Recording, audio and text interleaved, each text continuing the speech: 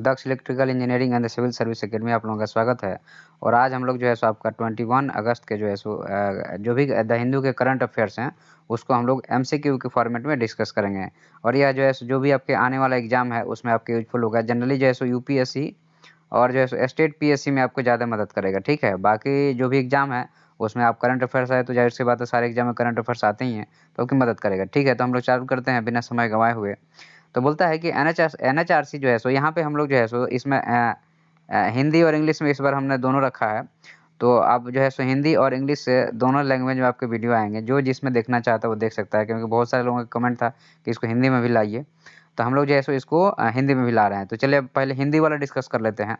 NHRC किस प्रकार के संगठन है? तो संवैधानिक निकाय है, बोलता है कि सांविधिक निकाय है, गैर सांविधिक निकाय है और उपरोक्त में से कोई नहीं है।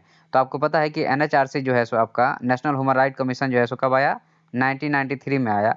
और 1993 में आया और जो है so by act of the parliament से आया। ठीक है, तो पार्लियामेंट से आया मतलब क्या होगा, कैसा बॉडी होगा? यह जो है सो सांविधिक निकाय होगा। ठीक है, सांविधिक निकाय का मतलब हुआ स्टैट्यूटरी बॉडी हुआ या सांविधिक निकाय हुआ। ठीक है भाई, और अगर यही अगर कॉन्स्टिट्यूशन ऑफ इंडिया में अगर कहीं मेंशन होता उस आर्टिकल के तहत बना होगा तो ये हो जाता संवैधानिक निकाय। तो इस चीज़ का आप लोग समझिएगा थोड़ा सा अर्थ है कि सांविधिक निकाय का मतलब कि जो है सो पार्लियामेंट ने बनाया है वह एक स्टैट्यूटरी बॉडी है। लेकिन अगर वह किसी कॉन्स्टिट्यूशन के किसी आर्टिकल के जैसे जीएसटी काउंसिल है 279 ए के तहत बना है तो वह क्या हो जाता है, एक जो है सो वह कॉन्स्टिट्यूशनल बॉडी है। ठीक है, लेकिन यह कॉन्स्टिट्यूशनल बॉडी नहीं है, यह जो है सो सांविधिक निकाय। इसका काम क्या है? ह्यूमन राइट की रक्षा करना। ह्यूमन राइट रिलेटेड जितने भी इशू होते हैं, आप देखिए बंगाल में हिंसा हुआ तो ह्यूमन राइट का नाम आ गया, इसलिए क्योंकि ह्यूमन राइट ने वहाँ पे बहुत ज़्यादा जो है सवाल उठाया कि ऐसा नहीं होना चाहिए।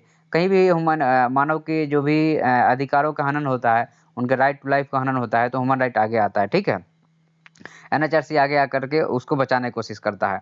तो यहाँ पे ऑप्शन बी आपका बिल्कुल सही है।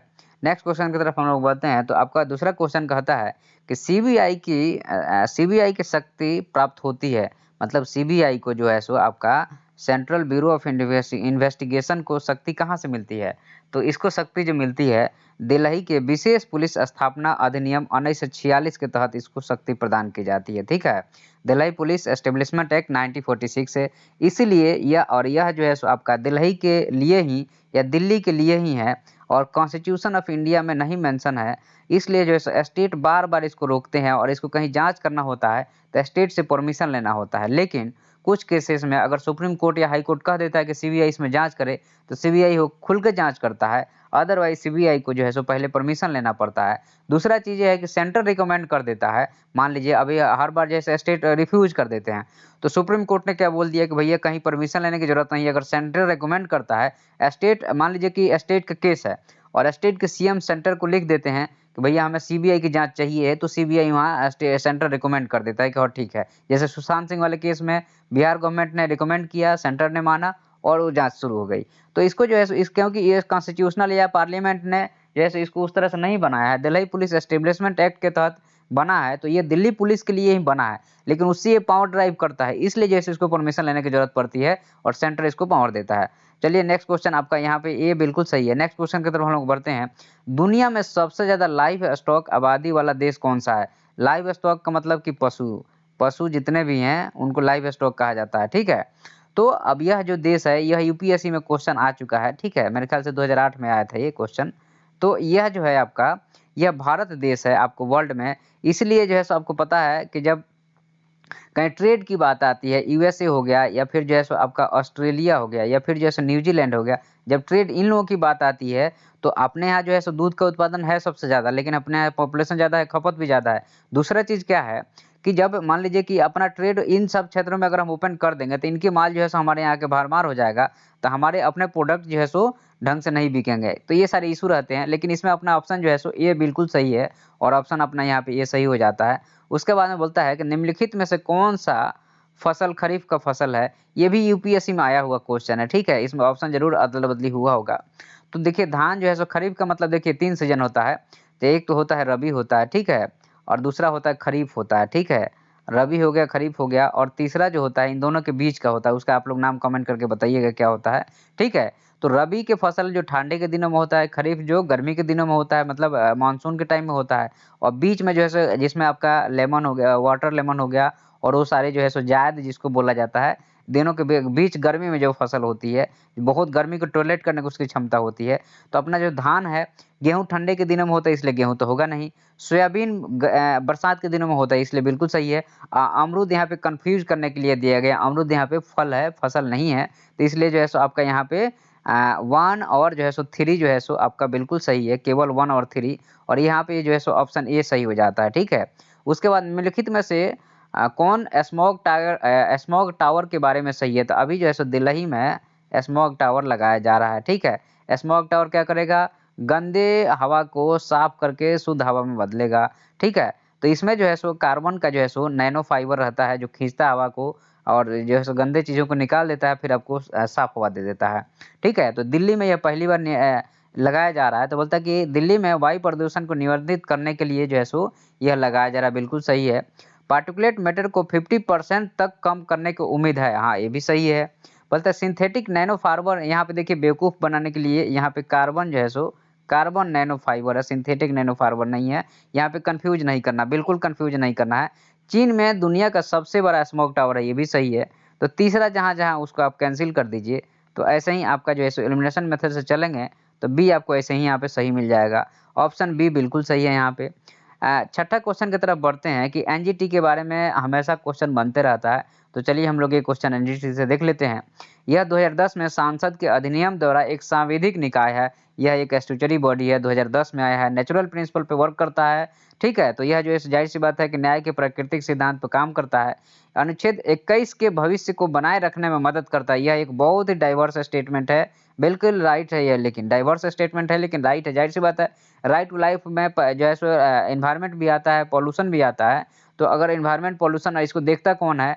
तो ये एनजीटी देखता है। इसलिए इस राइट टू लाइफ के तहत ये बिल्कुल सही हो जाता है। भारत में 5 में से बोलता है कि भारत में 5 जो मुख्य शाखाएँ हैं, उसमें से दिल्ली सुपीरियर है, बिल्कुल गलत है।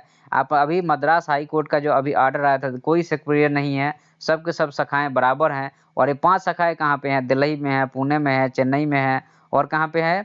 और कलकत्ता में है और यहाँ पे एक जो है सो भोपाल में है। तो ये 5 शाखाएँ आप लोग इसको याद रखिएगा। तो अपना जो है सो यहाँ पे आपका चौथा गलत हो जाता है, तो चौथा तो गलत हो गया और पहला, दूसरा और तीसरा बिल्कुल सही है। तो यहाँ पे बी ऑप्शन बिल्कुल सही हो जाता है, ठीक है। तो यहाँ पे बी ऑप्शन सही है। डिफेंस बोलता है कि इंडिया स्टार्टअप चैलेंज किस बॉडी में आता है? तो यह जो है सो रक्षा उत्कृष्टता रक्षा नवाचार संगठन के लिए जो है सो नवाचार में यह आता है, ठीक है। तो यहाँ पे ऑप्शन ए बिल्कुल सही है। अभी ये जो है सो इसका 5वाँ एडिशन शायद इनॉग्रेट हुआ है, रक्षा मंत्री ने इनॉग्रेट किया, इसलिए हमने इसको क्वेश्चन में डाला आप लोगों के लिए, ठीक है। नेक्स्ट क्वेश्चन की तरफ हम लोग बढ़ते हैं। तो बोलता है कि राज्यसभा को लोकसभा के बराबर शक्तियाँ प्राप्त है। ये 2020 में ये क्वेश्चन आया है यूपीएससी में। तो जब भी आप ऐसी क्वेश्चन देखें तो बहुत सावधानी से सॉल्व करना है, क्योंकि पॉलिटी क्वेश्चन लगते आसान है लेकिन होते टफ हैं। तो नई अखिल भारतीय सेवाएं बनाने के मामले में राज्यसभा का स्पेशल पावर है, इसलिए इक्वालिटी की बात ही मत कीजिए। संविधान में संशोधन, ये बिल्कुल सही है। और आप लोग बताइए कि संविधान संशोधन में ज्वाइंट सिटिंग अलाउ है कि नहीं अलाउ है?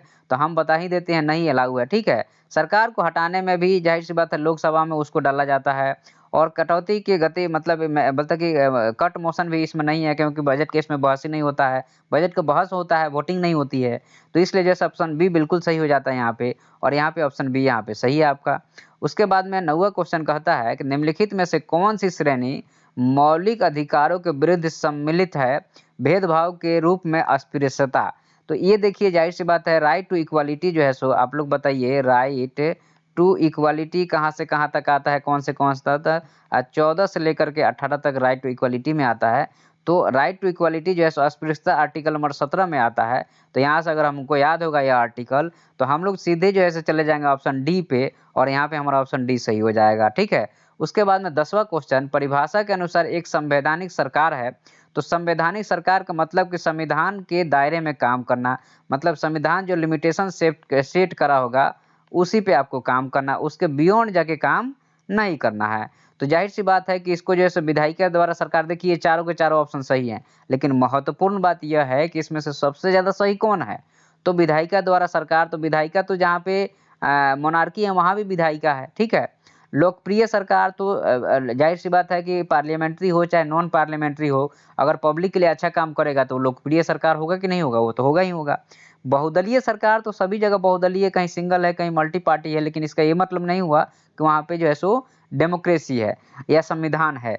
और दूसरा चीज़ है कि सीमित सरकार, ये बिल्कुल सही ऑप्शन होता है। इसलिए सही होता है क्योंकि संविधान का जो लिमिटेशन है, जो बाउंड्री है, उसके बियॉन्ड जाके सरकार काम करेगी, ऐसा पॉसिबल नहीं है। अगर करेगी तो खत्म हो जाएगी।